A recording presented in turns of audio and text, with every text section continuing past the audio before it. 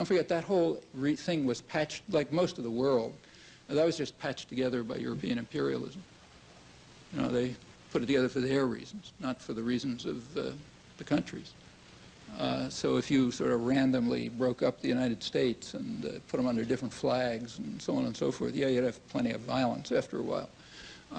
Because these breakdowns don't have anything to do with what's happening on the ground. You know, like for the Middle East, probably the only semi-rational structure that's been around in the last couple of thousand years was the Ottoman Empire, which allowed local autonomy to a large extent within a rather loose and corrupt and imperial framework.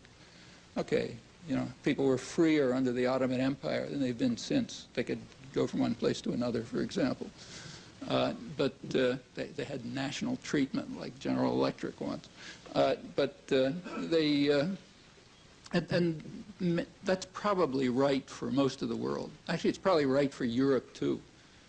The borders in Europe are simply the result of hundreds of years of mutual massacre in the most violent and barbaric corner of the world, which is exactly what Europe was. For hundreds of years, the highest goal of Europeans was to slaughter one another. And the only reason that came to an end in 1945 is because they all understood that they had reached a level of violence such that the next time they tried, that's the end for everybody. That's why you have political scientists writing books on how there aren't wars among democratic societies and so on. Yeah, they know, they're smart enough to know that they try once more what they've been doing for the last 500 years and everybody's dead. So right now they're not fighting wars. But the borders that are left from these wars are pretty irrational. You know? And in fact, along with European unification, you're also finding devolution.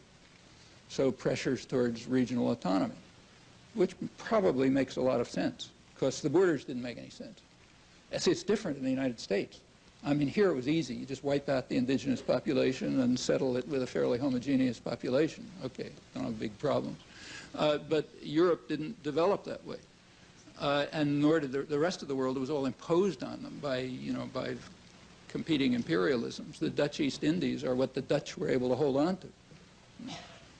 And what form it takes, you know, I don't think anybody can prescribe. It's for them to work out somehow, and not easy.